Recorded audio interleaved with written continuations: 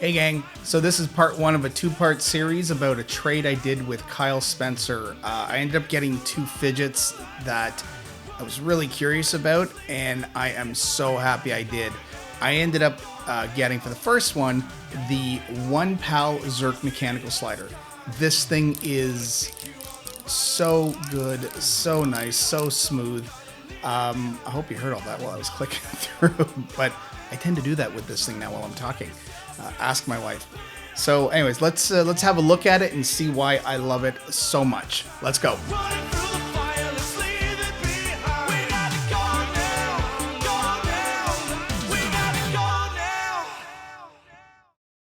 Okay, so here we go with the One Pal. Now this one it always throws me a little bit when I open it up. So let's see, we're gonna zoom in here just so you can see what's going on. All right, there are only two screws. That's it. Okay, and those two screws are, they're T8. So here we go.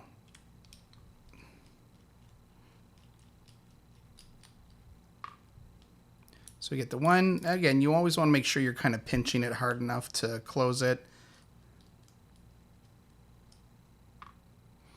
Okay. Got our two screws there. Now, this is the part that gets a little weird with this guy. So when we unscrew it, the track itself actually lifts off with this plate, because as you can see, the track is wedged into this groove.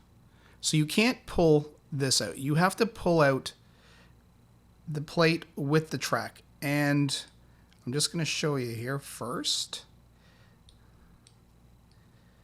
Let's try to move this over a bit. Okay.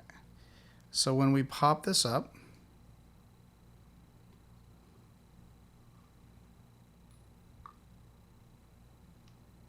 okay, if you lift up with the track, the ball is going to push downwards. So that way it doesn't go flying. It'll still come out because it's not actually sitting in anything. It's kind of like it sits inside its hole, but the hole in the track is actually the same size as here.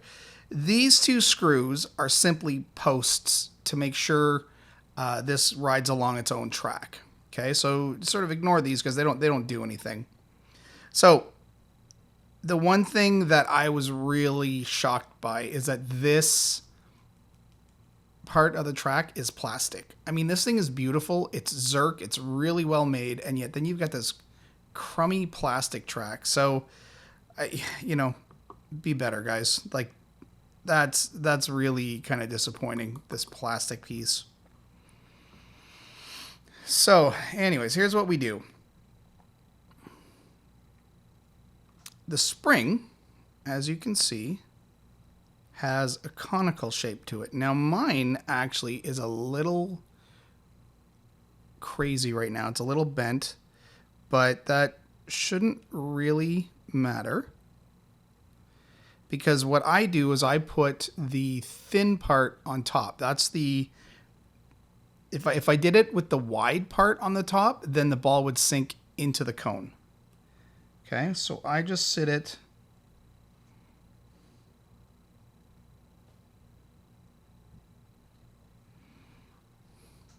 on the top. Now again, sometimes the spring gets a little wacky here.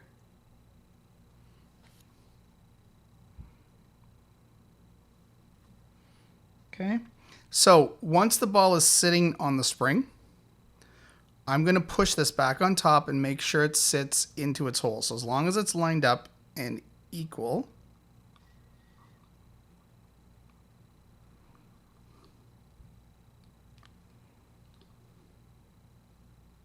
oh, you know what? Okay, we're going to have to fix this spring. Okay, give me 1 second.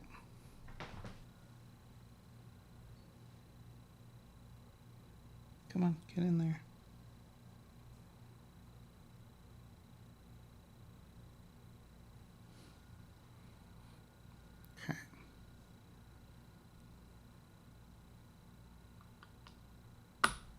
There we go. Now I'm going to keep this thing. Okay.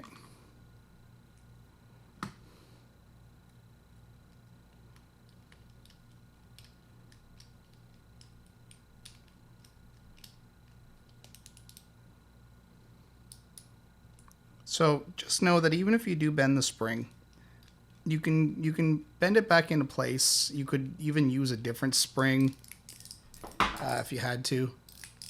But after all that, it goes together just fine.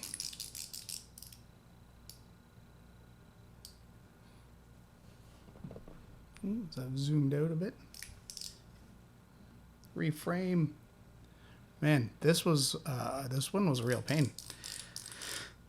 But it's only because I bent the spring for you, for your viewing pleasure. But now everything's back to normal. This thing is awesome. So just know that if you take this thing apart, it is a bit of a trick to put it back together. I don't think I'll be opening this one up again unless I end up ordering a couple of new springs. So I'm going to try to find them just to see if I can get some replacement springs, because apparently they're good to have. And actually, this might come with springs if you buy it brand new. This was secondhand, so I have no idea. Maybe it did. I'll find out. All right, thanks for watching.